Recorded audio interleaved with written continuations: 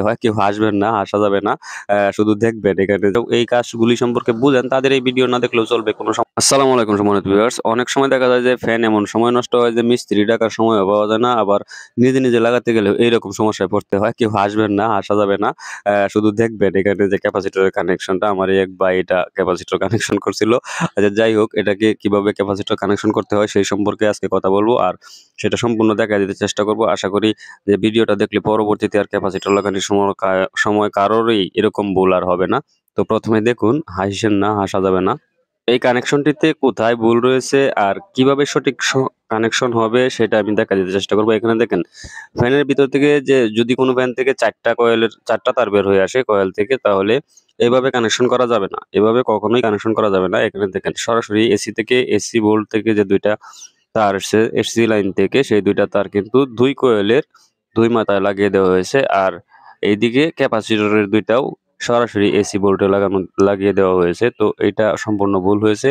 এভাবে লাগানো যাবে না। আরেকটু ভালো করে দেখুন যে এখানে কিরকম ভাবে লাগানো হয়েছে। অর্থাৎ তার হয়েছে মোট ৮ টা, ৪টা ৮ টা ২ ভাগে ভাগ করে লাগিয়ে দেওয়া হয়েছে। মূলত এটা এভাবে কানেকশন হবে না। একটা ফ্যানের কয়েল হয় ২ টা, একটাকে বলা হয় রানিং, একটাকে বলা হয় স্টার্টিং। রানিং কয়েলে সরাসরি বিদ্যুতের লাইন প্রবেশ করে, আর স্টার্টিং কয়েলে ক্যাপাসিটরের সাথে সিরিজে সংযুক্ত হয় বিদ্যুতের লাইন। রানিং কয়েলের এবং স্টার্টিং কয়েলের যে ২ প্রান্ত একসাথে করা থাকে সেটাকে কমন কানেকশন বলা হয়। এইদিকে আমরা ক্যাপাসিটরটাকে টেস্ট করে নিচ্ছি। ক্যাপাসিটরটা মনে হয় ভালো আছে। তো যা বুঝলাম আমরা। আ আসলেই ক্যাপাসিটরটা ভালো আছে। এখন আমরা সংযোগটা করে দেখাবো যে কিভাবে সংযোগ দিতে হবে। তো এইখানে একটু মনোযোগ সহকারে দেখবেন। তাহলে আশা করি পরবর্তীতে আপনাকে আর এই ধরনের ঝামেলায় পোহাতে হবে না। কাউকে এই ধরনের ঝামেলায় পোহাতে হবে না। নিজেই ক্যাপাসিটরগুলি লাগাতে পারবেন। এইখানে লক্ষ্য করুন আমরা শুধু এক প্রান্তের ২ টা তারকে আলাদা করেছি। আর এক প্রান্তের যে ২ টা তার আছে লাল এবং কালো তার। বিশেষ করে এই ধরনের এই কালারের তারই থাকে। লাল তারটাকে বেশিরভাগ কমন করা হয়। রানিং কয়েলের থাকে লাল তার ২ টা। লাল ২ টা তার কিন্তু রানিং থাকে বেশিরভাগ ক্ষেত্রে।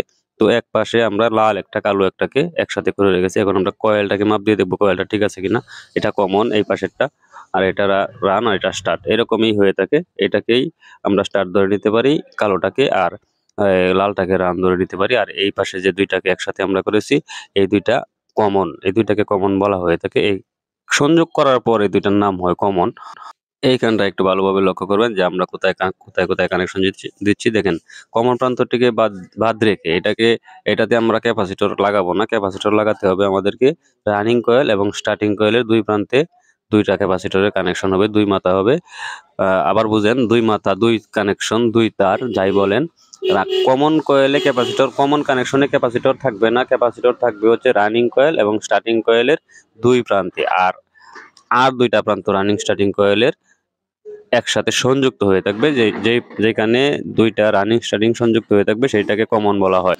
লক্ষ্য করুন আমরা যে তারটা নিয়েছি, যে ২ টা তার আমার হাতে যে দেখতে পাচ্ছেন, এই ২ টা তার হচ্ছে সিরিজ লাইন। আমরা কমনে একটা ধরলাম আর একটা লাল তারে ধরলাম। দেখেন ফ্যান কিন্তু এখন সোজা দিকে ঘুরছে। এখন যদি আমরা এই কমনটাকে ঠিক রেখে কালো তারটাতে আরেকটা তার ধরি কারেন্টের, তাহলে দেখবেন যে উল্টা দিকে ঘুরবে। এই যে দেখেন এটা কিন্তু উল্টা দিকে ঘুরতেছে। আশা করি ভিডিওটা বুঝতে পেরেছেন।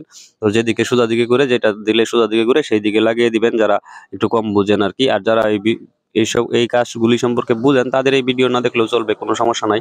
তো এই ছিল আজকের ভিডিও। তো এই পর্যন্তই। সকলেই ভালো থাকবেন, সুস্থ থাকবেন। আসসালামু আলাইকুম।